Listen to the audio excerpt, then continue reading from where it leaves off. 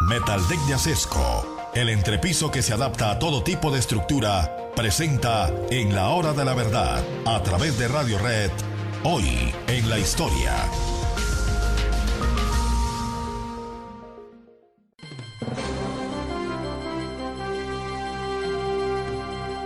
Vasco Núñez de Balboa fue descrito por algún contemporáneo suyo de manera muy positiva. De 35 o poco más años, bien alto y dispuesto de cuerpo, buenos miembros y fuerzas, gentil gesto de hombre muy entendido y para sufrir muchos trabajos, de muy linda disposición y hermosa presencia. Así lo describía nada menos que Bartolomé de las Casas en la Historia de Indias. Vasco Núñez de Balboa llegó por estas tierras en la expedición de don Rodrigo de Bastidas. Se nos pierde luego del panorama y aparece en Santo Domingo, de finquero, de granjero. Ahí no le fue bien, se llenó de deudas, y en ese momento Santo Domingo era un hervidero de deudores perseguidos por acreedores feroces para que les pagaran. Y esos deudores se querían fugar a toda costa. Y los deudores se iban a la salida de cualquier buque para impedir que sus deudores se volaran.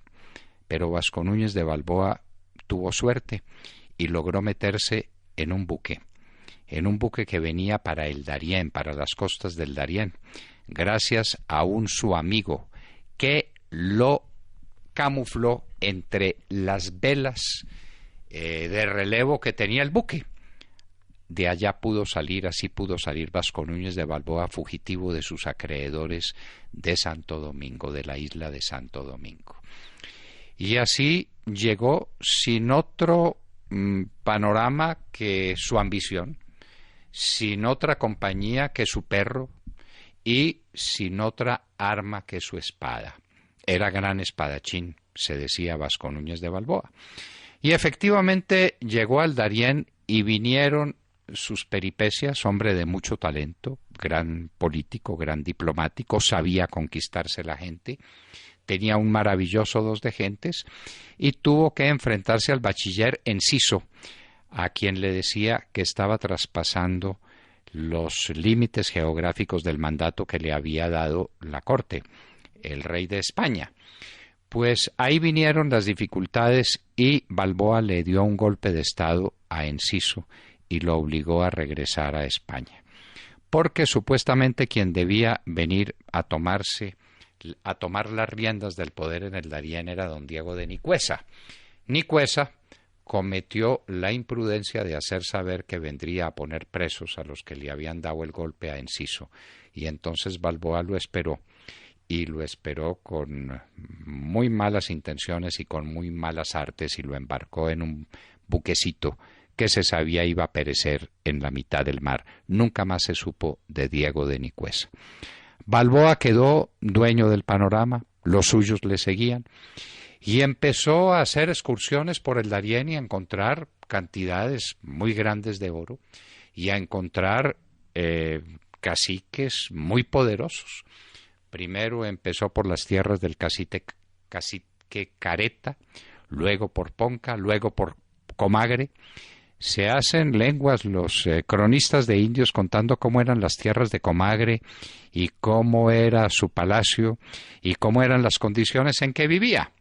Balboa llegó para tomarse esa tierra y el hijo de Comagre, Panquiaco, les dio grandes cantidades de oro a los españoles. Balboa los distribuyó entre los suyos y hubo una riña feroz entre ellos por la disputa que se generó alrededor del valor de las alhajas y de las piezas de oro. Panquiaco les dijo que eso era vergonzoso, porque él les podría mostrar una tierra donde las cantidades de oro eran infinitas y que estaba allá en un mar como no habían soñado que hubiera otro mar. Los españoles se llenaron de codicia y se llenaron de ambición por conocer esas tierras y Balboa el primero volvió a Santa María del Darién y preparó una expedición que salió precisamente un 1 de septiembre del año de 1513 a afrontar inmensas penalidades. llevaba 190 soldados muy escogidos, llevaba indios que transportaban el cargamento, y la situación era terrible. Pasaron por tierras de Careta, de Ponca, de Comagre otra vez, y se internaron en la selva infinita. Y padecieron grandes padecimientos, tuvieron que sufrir.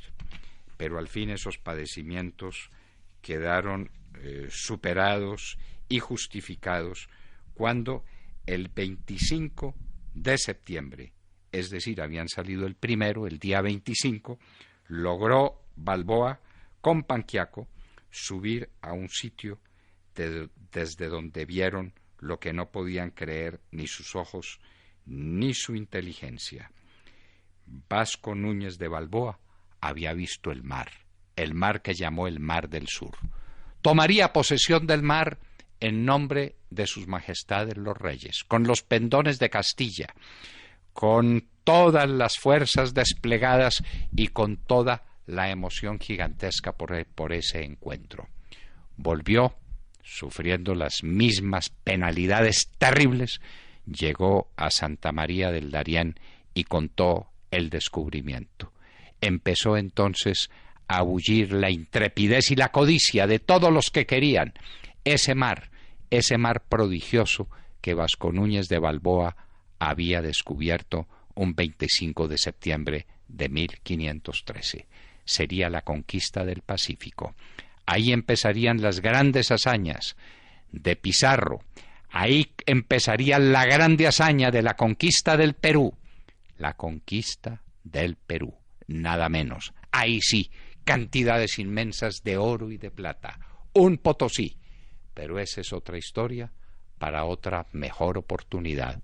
Ahora estamos recordando cómo, un 1 de septiembre como hoy, Vasco Núñez de Balboa, con 190 hombres, con indios, empezó esa travesía que costó la muerte de muchos y que terminó en el Océano Pacífico.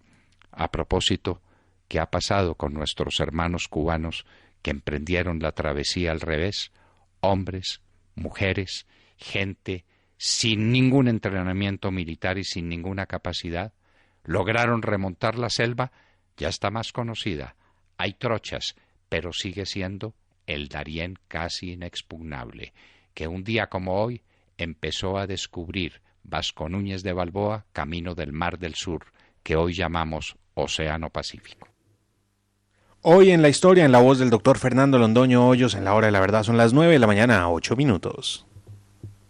En tu próxima obra, metalízate. Con Metal Deck, cambia el sistema tradicional de entrepiso por el revolucionario Metal Deck Acesco. Con mayor fuerza estructural y más resistente a la corrosión, al fuego y al paso del tiempo. Metal Deck cambia la forma de construir, cambia la vida. Exige calidad Acesco.